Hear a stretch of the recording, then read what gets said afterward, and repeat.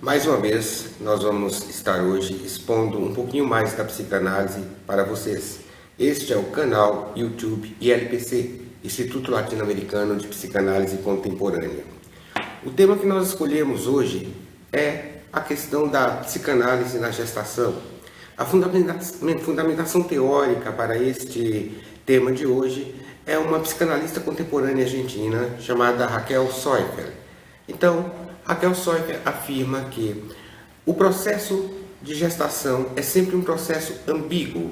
Ambíguo porque, de um lado, há sempre a questão da rejeição, a rejeição ao processo que até então é desconhecido para a mãe. Por outro lado, a questão da aceitação, o desejo à maternidade. Raquel Soifer chama atenção para a questão da maternidade como um elemento inconsciente. Cita, por exemplo, mulheres que, sem condições nenhuma, engravidam por um pequeno descuido e outras que passam uma grande parte do tempo tentando engravidar e não conseguem. Então, nós vamos falar dessa questão a partir do momento da fecundação do óvulo. Esse momento ainda não é um momento percebido quimicamente por um exame. Então, Raquel Soifer nos fala que esse momento inconscientemente é percebido não somente pela mãe, como o pai e os filhos, caso o casal tenha. Pela mãe, vem em forma de sonhos. Os sonhos da gestante vai mudar logo após a fecundação do óvulo, antes mesmo de ter um diagnóstico clínico, um diagnóstico bioquímico da gestação. A mãe sonhará com objetos continentes, seja bolsas, carteiras, veículos grandes. Poderá sonhar também com crianças pequenas ou filhotes de animais. Nesse momento, a mãe começa a entrar num processo de retração.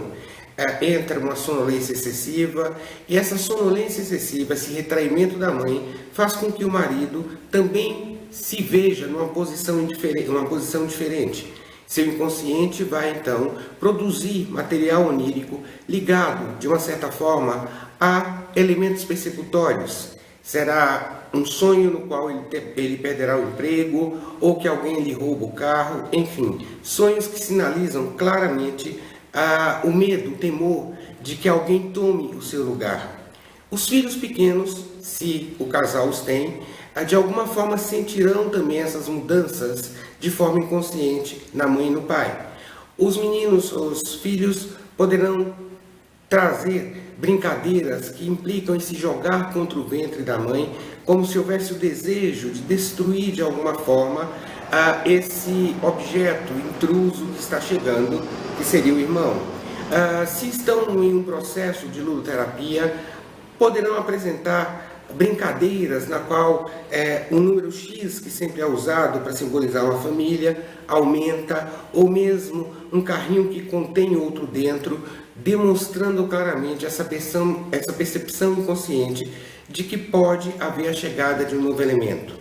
Nos primeiros momentos, a mãe entrará num processo de hipersonia, uma sonolência muito grande, excessiva. Essa sonolência demonstra, numa contrapartida inconsciente, a tentativa da mãe de se identificar com o embrião, com o seu futuro bebê, entrando num processo de ficar inerte, dormindo, como acredita que ele está dentro dela.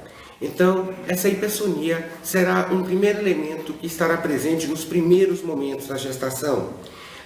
Nos primeiros 2 meses deverão aparecer sintomas de aceitação, tanto quanto sintomas de rejeição. Como falei anteriormente, a rejeição se dá devido ao temor da mãe de passar por um processo no qual lhe é desconhecido. E os sintomas de aceitação dizem respeito ao desejo da maternidade.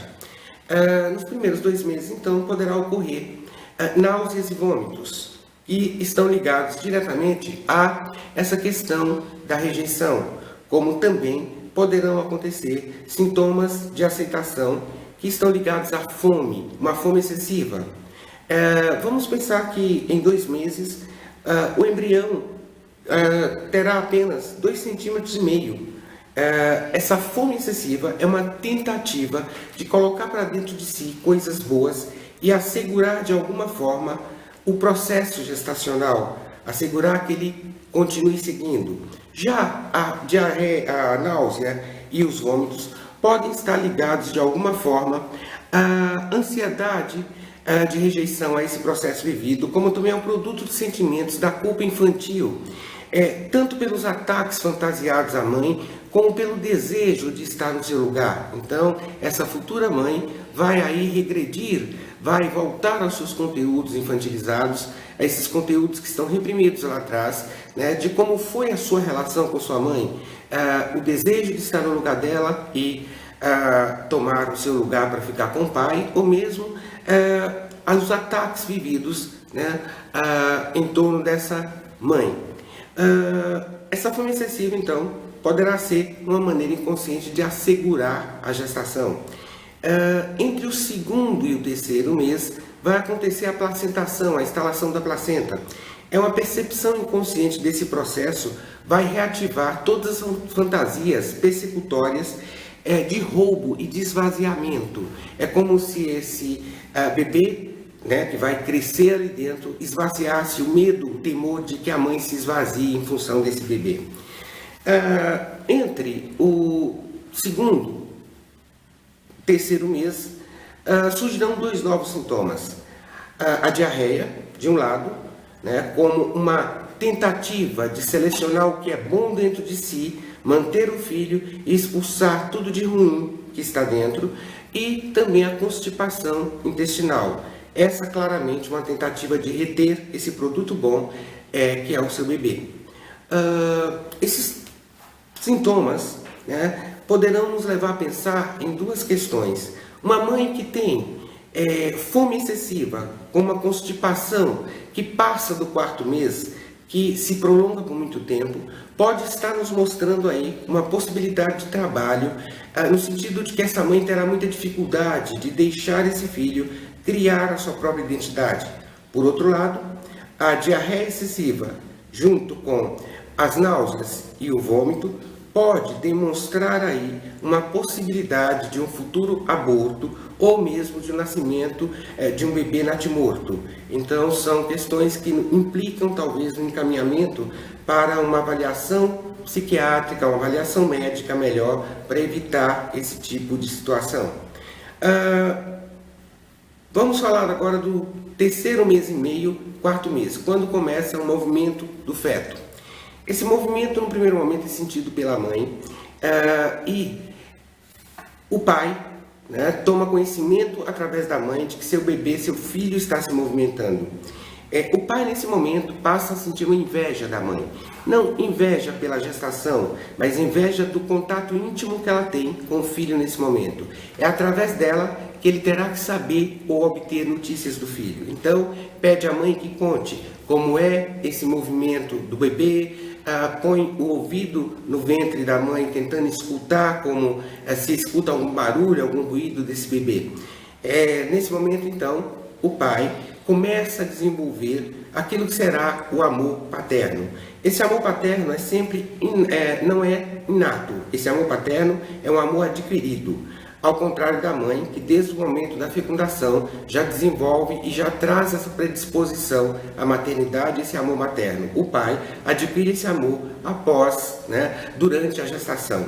Se o pai é um pai muito inconsciente ou indiferente a esse processo, poderá nesse momento, né, revivenciar o seu Édipo.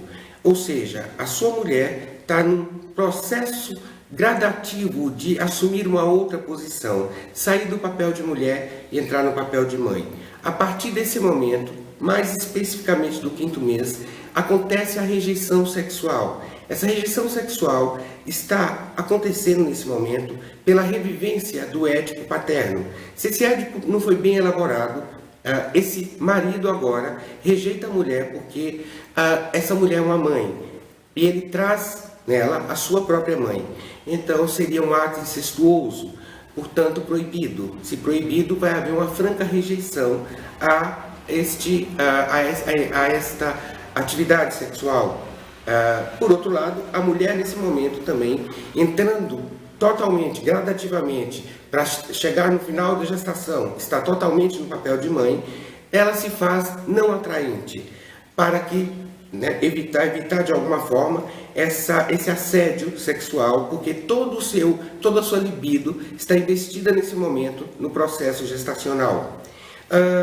Nesse momento que o bebê, a mãe percebe o movimento do bebê, acontece um outro fenômeno. O temor do bebê ou ser disforme, de não haver uma formação fetal adequada. Esse temor aparece, muitas vezes, na defesa maníaca da mãe, quando ela diz: jamais pensei que meu filho pudesse ter algum problema, ou não, estou seguro de que ele está perfeito. Essa formação reativa, essa forma de falar, essa defesa maníaca vai nos levar a uma contrapartida inconsciente, que é o seu temor de que esse filho de alguma forma não esteja sadio. O movimento do bebê diz claramente que ali então nós temos um ser vivo, e é nesse momento que a gestação ganha uma maior consistência, digamos assim. Podemos falar também que neste momento, onde a mãe percebe o movimento do bebê, nós vamos estar falando também da forma como ela se refere a esse movimento. Algumas mães vão falar de uma forma mais hostilizada: ele me chuta, não me deixa dormir, dá pontapés, me chuta a costela. Outras mães poderão se referir a esse movimento como algo mais suave, como se fosse borbulhas, como se fosse um deslizamento, como uma carícia. Essas duas formas de expressar falam claramente, novamente falando dessa ambiguidade que é a rejeição e a aceitação. Aparece nessa verbalização da mãe quando fala do movimento do filho. É um momento também que os filhos, né, agem de uma forma diferente, com ataques muito bruscos ao ventre da mãe. Outra coisa que aparece nesse momento são formas simbolizadas de se livrar desse intruso, como, por exemplo, atirando coisas pelas janelas. Percebemos nesse momento, então, que essa mobilização, né, do movimento do feto atinge toda a família. O pai revive o Édipo, a mãe, de alguma forma, teme a formação fetal do seu filho, a formação devida do seu filho. Os filhos menores vão fazer um ataque brusco a esse novo intruso que chega, e por volta do 5º mês, mais ou menos, a mãe está em plena retração narcísica. Começa então a percepção das contrações uterinas. Esse movimento das contrações uterinas pode gerar grande ansiedade na mãe e gerar um fenômeno que acontece da seguinte forma: o feto se movimenta, há uma contração mais eficaz para evitar o movimento do feto, que por sua vez faz um movimento mais brusco. Quando existe essa ansiedade que vai fazer toda essa sequência de tentar reter o movimento do feto, mais tarde podemos pensar na possibilidade dessa criança ser uma criança hiperativa, uma criança hipercinética. Por outro lado, tensões muito grandes, ansiedades extremadas, do 5º mês até o 9º mês, poderá gerar o nascimento de uma criança que logo revelará disfunções respiratórias, como asmas, bronquites e tudo mais. Algumas questões que podem aparecer do 5º mês em diante, como, por exemplo, os edemas e os inchaços, o ganho de peso excessivo. Geralmente, esse sintoma aparece em mães que têm uma personalidade francamente narcísica, imatura e infantilizada. Mães que dependem o tempo inteiro das suas próprias mães. Então, esse tipo de sintoma do ganho de peso excessivo está ligado a essa personalidade narcísica. Já também poderá aparecer sintomas como cãibras. As cãibras, elas podem estar simbolizando nesse momento, denunciando o medo inconsciente da dor do parto, ou um medo que está ligado a um fenômeno ancestral, que é da morte no parto. Há alguns anos atrás, antes do descobrimento dos antibióticos, era um fenômeno normal a morte da mãe durante o nascimento do bebê. Esse temor ancestral é revivido de alguma forma quando existe o sintoma de cãibras de forma muito relevante. a partir do 5º mês para frente. Quando estamos falando do 9º mês em diante, então, nós vamos falar que esse feto vai se desenvolver de uma forma muito mais veloz, vai ganhar peso muito mais rapidamente. É quando existe uma atualização psicótica da mãe. Diante do seu peso, do seu corpo, que ela já não reconhece como seu corpo, essa mãe passa e derruba coisas, tira coisas do lugar sem perceber, porque seu corpo já não é o corpo que ela reconhece como seu, pelo tamanho que ele está. Nesse momento também pode acontecer aqui uma questão do marido estar temeroso também que algo aconteça durante o parto. Ele fica ansioso com o momento da chegada do parto. Essa ansiedade e o temor de que algo aconteça à sua esposa ou mesmo ao seu filho é um movimento que simboliza essa culpa sentida lá atrás pela inveja da mulher, pela inveja do contato que essa mulher tinha com o seu próprio filho. Os momentos do 5º mês até o 9º mês são momentos que o marido revivendo o Édipo sempre procura, então, as aventuras sexuais. Pode procurar as mulheres que têm um símbolo puramente sexual, em detrimento daquela que é a mulher-mãe que está em casa. Portanto, se aconselha a atividade sexual até o 9º mês de gravidez, por diversas funções. Essa atividade sexual do casal pode funcionar como uma descarga ansiolítica da esposa, também do marido, pode funcionar como um redutor de ciúmes e fazer uma coesão maior nesse casal, ao mesmo tempo estimula a capacidade sexual e orgástica da mulher. E uma outra função física é o exercício dos músculos perineais, que serão muito demandados em termos de elasticidade e flexibilidade, caso o parto seja natural. Uma outra questão aqui, nós vamos estar falando então, a partir do 9º mês, de que a mãe entra, devido à sua ansiedade pelo momento do parto, vai entrar aí num narcisismo infantil, onde vai predominar o pensamento mágico e a onipotência. É como se uma forma de reduzir essa ansiedade pelo momento do parto estivesse ligada ou favorecida a esse pensamento mágico de que tudo vai correr perfeitamente bem, que não há problema algum. É como se saltasse o momento do parto e a mãe já se visse lá na frente com o seu bebê no colo. Nos dias anteriores ao parto, há um movimento interessante. O bebê já está encaixado e, portanto, pelo seu tamanho, o seu movimento é extremamente reduzido. Então, a mãe pode não perceber mais o movimento do bebê no ventre. Pode passar um dia inteiro sem perceber. E isso vai lhe gerar, de alguma forma, o temor de que o bebê tenha morrido. O inconsciente, nesse momento, poderá entrar e causar o que chamamos de falso alarme. Aumentar as contrações uterinas para demonstrar que esse bebê está lá e vai nascer. Mesmo que ainda não seja a hora do nascimento. Esse falso alarme reduz, aplaca esse temor da morte do bebê no ventre da mãe, de que seja um natimorto. Podemos falar então que nesse momento, no momento final do 9º mês, esta mãe já tem o bebê como seu falo. Ela já está no processo então de sentir como se estivesse completa narcisicamente, num estado de ilusão de completude narcísica, que durante o nascimento do bebê, isso vai se manter por algum tempo até que ela comece a fazer a separação, né? Comece a sair de perto do bebê. Mas nesses primeiros momentos, a partir desse momento precedente ao nascimento, ao parto, ela já está nesse estado de ilusão de completude narcísica. Uma coisa importante que eu chamo a atenção é de como o bebê, na verdade, ele já ganha um nome, já ganha uma responsabilidade, mesmo antes do nascimento. A questão da predisposição à maternidade faz com que a mãe, mesmo antes de saber o sexo do bebê, mesmo antes até mesmo de ser fecundado, do óvulo ser fecundado, a mãe já tem todo um arsenal, um repertório, já pensa em nome, em profissão, num comportamento que esse bebê vai ter. Esse bebê já vem ao mundo, na verdade, com uma pré-constituição imaginária da mãe.